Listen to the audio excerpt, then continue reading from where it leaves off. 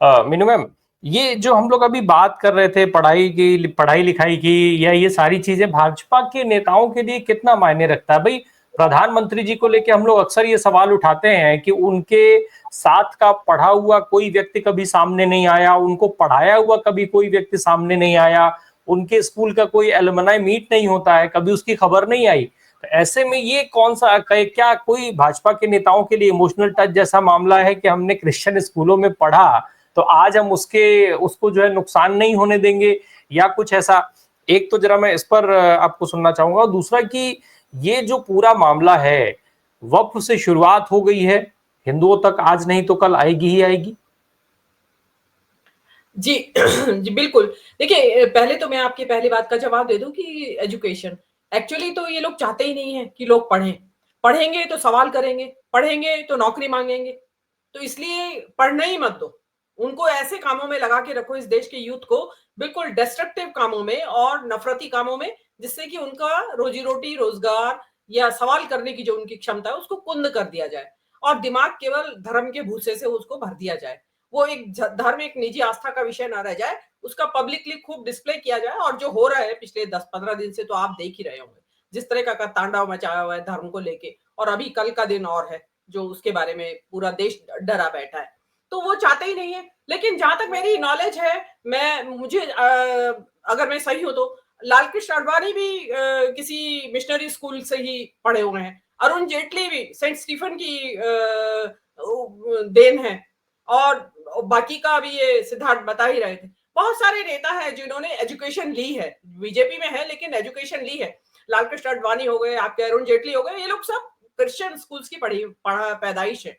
Colleges की भी college भी इन्होंने क्रिश्चियन मिशनरी के स्कूल्स में ही किया, कॉलेजेस से ही किया हुआ है।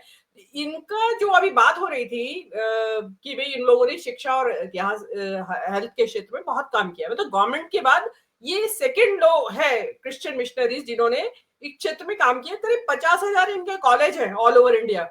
सॉरी, 50,000 स्कूल है, 400 कॉलेजेस हैं, 6 यूनिवर्सिटीज है और 6 मेडिकल कॉलेज हैं। आप अंदाजा लगाइए कि कितना बड़ा काम हो रहा है इनके द्वारा शिक्षा और इसके क्षेत्र में, हेल्थ के क्षेत्र में। तो उसमें डेफिनेटली जमीन भी है। और देखिए, ये जमीन जो है ये ब्रिटिश पीरियड में मिली थी इनको। चर्चेस एक्ट ऑफ इंडिया 1927, उसमें पूरा इसको लीगलाइज कर दिया गया था और लेजिस्लेशन के थ्रू ये जमीनें चर्च को दी गई थी। और उसमें उन्होंने डेफिनेटली उन्होंने धर्म प्रचार का भी काम किया और उसके साथ साथ शिक्षा और उसका भी उन्होंने हेल्थ का भी प्रचार किया। मैं तो अपना बताती हूँ, मैं तो खुद एक क्रिश्चियन मिशनरी के हॉस्पिटल की पैदाइश हुई। मेरे सभी भाई बहन कजिन दूर दूर तक सब लोग क्रिश्चियन हॉस्पिटल में ही पैदा हुए हैं। तो क्योंकि वहां पे हमारे इलाके में था ही वही एक हॉस्पिटल जिसमें कि इस तरीके की सुरक्षित जो होता है डिलीवरी की एक ये था, प्रोविजन था।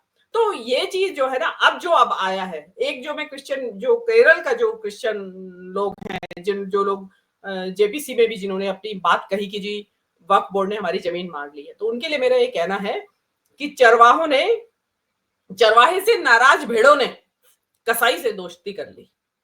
तो अब जो चरवाहे से नाराज थी भेड़े, वो कसाई के पास गई है तो अब फिर कटेंगी। तो ये जो नंबर तो सबका आएगा।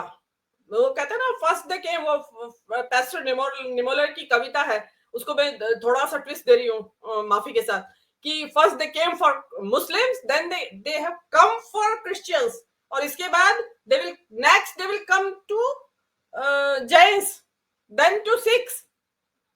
सबका नंबर आएगा। और जैन लोगों में तो बहुत सुगबुगाहट है। आज सुबह से जैन ग्रुप्स में मैसेजेस तैर रहे हैं कि कल को हमारा नंबर आएगा, क्योंकि जैनों की चैरिटी, उनके भी इसी तरीके से कॉलेज, स्कूल्स, मंदिरों के पास बहुत बड़ी प्रॉपर्टी है। उनका जो जैन धर्म का जो समीर शिखर क्षेत्र है, उसको इन्होंने, सेंट्रल गवर्नमेंट ने अभयारण्य पहले ही घोषित किया हुआ है। तो जैन भी जो है सुबह से घबराए हुए हैं। तो इन अ वे तो एक अच्छा लक्षण है, जैनों को मालूम पड़ेगा कि हम किस विचारधारा के समर्थन में खड़े हुए थे। लेकिन इनका जो ऑर्गेनाइजर का, जो अभी सिद्धार्थ बता रहे थे कि ऑर्गेनाइजर ने उसको हटा लिया है आर्टिकल को, मुझे ऐसा लगता है कि जो अभी आपने राम प्रकाश जी, आप जो बता रहे थे अभी कि इन्होंने मोदी के कैंडिडेचर का विरोध किया था, तो मुझे ऐसा लगता है कि ऑर्गेनाइजर ने जानबूझ के समय से पहले रायता फैला दिया, क्योंकि नेक्स्ट ईयर केरला असेंबली के इलेक्शंस ड्यू हैं।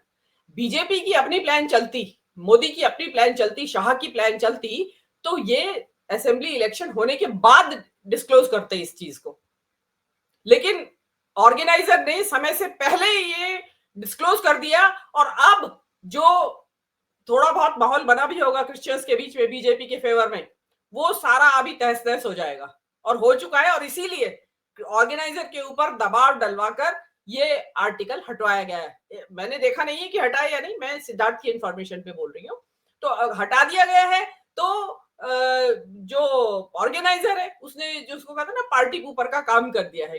तो उनकी इनकी जो पार्टी चल रही थी कि चलिए अब वक्फ बोर्ड के बाद ईसाइयों की जमीनों का नंबर आएगा, तो वो चीज अब उतार ली गई है। अब बैक बर्नर पे आप कितना भी रखें, कितना भी उसको हाश करने की कोशिश करें कि नहीं हमारा कोई इरादा नहीं है, कुछ नहीं है, लेकिन लोगों को मालूम पड़ गया है कि पर्दे के पीछे आपके यहाँ क्या क्या तैयारियां चल रही हैं। और क्रिश्चियन मिशनरीज और मुस्लिम्स तो इनकी विरोध तो इनकी विचारधारा के मूल में है। आप गुरु गोलवलकर ने जो 3 एम्स जो दुश्मन बताए थे इस देश के, उसमें मिशनरीज, मुस्लिम्स और मार्क्सिस्ट थे। तो मार्क्सिस्ट और मुस्लिम को तो इन्होंने लगा दिया ठिकाने, बाकी बचे मिशनरीज यानी क्रिश्चियंस, उनका अब नंबर आएगा। तो आप ये इस चीज से डिराई नहीं कर सकते कि आर्टिकल हटा लेने से क्रिश्चियंस का नंबर नहीं आएगा, वो नंबर आएगा। और इनका जो मिशनरीज के साथ इनकी दुश्मनी तो बहुत दिनों से चल रही है। आप देखें ना फादर ग्रैहम स्टेन्स और क्या क्या होता रहता है, चर्च के ऊपर हमले होते रहते हैं, तो बहुत सारी चीजें हैं। तो वो सब चीजें चल रही हैं, नंबर सबका आएगा। अभी ईसाइयों का आया, उसके बाद जैनों का, सिखों का इंतजार करें, लाइन सीधी रखें जी। देखिएगा चक्कर क्या है कि एक बड़ा इंटरेस्टिंग वीडियो मैंने मीनू मैम को भेजा है, चिराग पासवान साहब का एक स्टेटमेंट है, लेकिन कॉपीराइट के चलते मैं उसको सुनवा नहीं सकता हूं अपने दर्शकों को। जाकर के आप एनआई पर या दूसरी एजेंसीज के उसमें ढूंढ लीजिएगा, मिल जाएगा।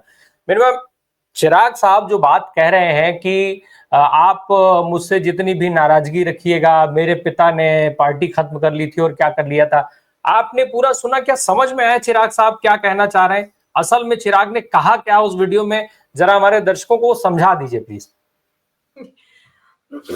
देखिए चिराग पासवान वही कर रहे हैं। केके राय सर कुछ शायद जोड़ना चाह रहे हैं, केके राय सर कुछ जोड़ना चाह रहे हैं शायद मीनू मैम, बस जी। सर मेरा सौभाग्य है कि मैं इस तरह के बदनाम लोगों की स्पीच अभी नहीं सुना। मैं चाहता हूं कि अशोक जी को, अगर आलोक जी सुने हो तो इस पर प्रकाश डाल दें। अभी मीनू मैम को मैंने भेजा था। दरअसल सवाल ही उठता सर, जब मैं अभी यहाँ पे डिबेट शुरू करने से पहले हम लोग भी उसको समझने की कोशिश कर रहे थे, और मैं कोई अकेला नहीं, हमारे ऑफिस के बाकी लोग भी, हम लोग की टीम के बाकी लोग भी उसको मिल करके समझने की कोशिश कर रहे थे। लेकिन 15-20 मिनट में हम लोग समझ नहीं पाए कि असल में चिराग पासवान साहब कहना क्या चाह रहे हैं। वो एक बार बार बहुत लोगों ने सोशल मीडिया पे सवाल देखा होगा ना कि अरे भाई तुम कहना क्या चाहते हो, हालात एज इट इज वही लेके मैं आके बैठ गया था यहाँ पे। जी मीनू मैम। देखिए चिराग पासवान जो है वही चाहे उसको शब्दों में लपेट के कई इधर से और उधर से, कान इधर से पकड़े चाहे इधर से पकड़े, बात एक ही है। जब आप वक्फ के समर्थन, वक्फ बिल जो नया आया है उसके समर्थन में आप वोट दे के आ चुके हैं, तो आपको अब सफाई देने की जरूरत नहीं है। जिनको सफाई दे रहे हैं उन्होंने मैसेज समझ लिया है आपका। जो मुस्लिम समाज के लोग, इनके वोट बैंक होगा वहां पे, तो वो समझ चुके हैं। वो कह रहे हैं कि ये सरकार जो भी, जब भी कुछ वीकर सेक्शन के भलाई के लिए करती है तो ऑपोजिशन भड़काता है वीकर सेक्शन को। और उसमें गिनवा क्या कह रहे हैं कि सीए करा लाई सरकार तो विपक्ष ने मुसलमानों को भड़काया, 370 हटाया तो विपक्ष ने मुसलमानों को भड़काया, और अब वक्फ का बिल आई है तो मुसलमानों को भड़का रही है। मेरा एक कहना है कि ये सरकार जो है उसको केवल मुसलमानों की भलाई क्यों सूझती है? भाई कौमें तो और भी हैं, उनकी भी भलाई के लिए कुछ करें या नहीं? दलितों की भलाई के लिए करें? नहीं मीनू मैम माफ कीजिएगा, मैं आपको रोक रहा हूं। दरअसल चिराग पासवान साहब जो कह रहे थे, एटलीस्ट उसकी 2-3 लाइनें जो हम लोग समझ पाए थे, उसमें एक चीज बहुत साफ है कि चिराग पासवान को यह समझ में आ गया है कि मैंने कर तो बहुत गलत किया है और कुल्हाड़ी पैर पे नहीं मारी है, मैं ले जाकर के अपना पैर कुल्हाड़ी पर मार करके आ गया हूं। रामविलास पासवान का उदाहरण वो दे रहे थे साल 2005 का। अब वो रामविलास पासवान के नाम पे लोगों को भावनात्मक रूप से अपने साथ जोड़े रखना चाहते हैं। नीतीश कुमार की पार्टी में जिस तरीके से इस्तीफों का दौर शुरू हुआ है, उसको देख के चिराग पासवान घबराहट में आ गए। और वो घबराहट जो है उनके शब्दों की कंफ्यूजन में दिख रही है साफ तौर पे। शायद इसीलिए हम लोग उस वीडियो को एनालाइज नहीं कर पा रहे हैं कि एक्चुअल में वो और क्या कुछ कहना चाह रहे हैं। लेकिन जो 2-3 लाइनें हैं उससे इतना समझ में आ गया है कि चिराग पासवान को ये पता है कि अब मैं कुछ भी कर लूं, ये मुस्लिम मेरे साथ खड़ा होने वाला नहीं है। जी देखिए, ये तो समझ में आने वाली बात है कि जीतन राम मांझी हो, चाहे ये चिराग पासवान हो या जेडीयू के नीतीश कुमार हो, बहुत बड़ा वोट बैंक उनका खिसक चुका है। क्योंकि ये जो अंतिम प्रहार बीजेपी ने किया है मुसलमानों के ऊपर, ये उनको वास्तव में परेशान करने वाला है। अब आप इसको पसमानदा और अशराफ में बांट के इसकी जो तीव्रता है प्रहार की, उसको कम नहीं कर सकते। आपने काफी गहरा जख्म दे दिया है और उससे ये भी पता चल गया है कि अभी फ्यूचर के गर्भ में अभी और क्या बाकी है माइनॉरिटीज के लिए या नॉन हिंदूज के लिए। उसमें माइनॉरिटीज कोई क्यों ले, किसी के ऊपर भी अभी गाज गिरेगी। कुछ ये जो सरकार है ये अचानक सोशलिस्ट हो गई है कैपिटलिस्ट से। अचानक से इनको लगा है कि जमीनें सारी जो है वो सब में बराबर बराबर का बंटवारा होना चाहिए, लेकिन ये सोशलिस्ट इनके लिए हुई है, ये अपने जो इनके मित्र हैं कैपिटलिस्ट मित्र हैं उनके लिए सोशलिस्ट हो गई। ये देखिए, आप पैराडॉक्स देखिए इस सरकार के कि आप अचानक आपको समझ में आने लगा, आपको ये समझ में आया कि भाई जमीनें तो एक जगह कंसंट्रेशन हुआ है और इनको लेके यहां से, और अरे भाई एक साथ ही राष्ट्रीयकरण कर दो ना सारी जमीनों का, सभी धर्मों की ले लो, हिंदू मुसलमान सिख ईसाई जैन सबसे ले लो, किसी को शिकायत ना हो, तो हम आपको माने कि हाँ वास्तव में आप न्याय करना चाहते हैं।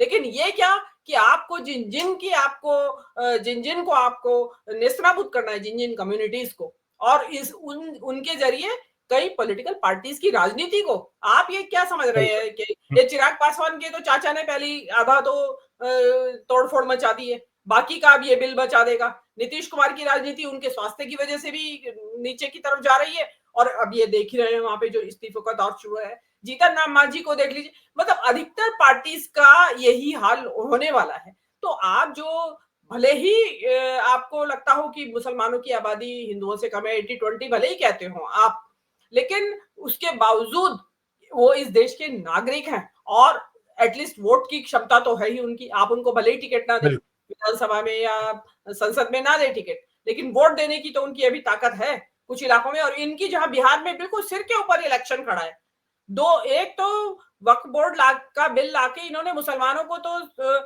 जिसको कहते हैं ना उनकी चूड़ी टाइट करना कहते हैं ये लोग, वो तो की है इन्होंने। बिहार के जो रीजनल जो ये वो हैं दल हैं उनकी चूड़ी भी टाइट की है। अब उन रीजनल दलों में केवल आरजेडी को छोड़ के बाकी सबकी टाइट हो गई है चूड़ी। अब आप देख लीजिएगा कि जो बिहार के इलेक्शन में अब होने क्या वाला है। मेरे हिसाब से तो रिजल्ट आ चुका है बिहार के इलेक्शन का वक्फ बोर्ड बिल के साथ ही। जी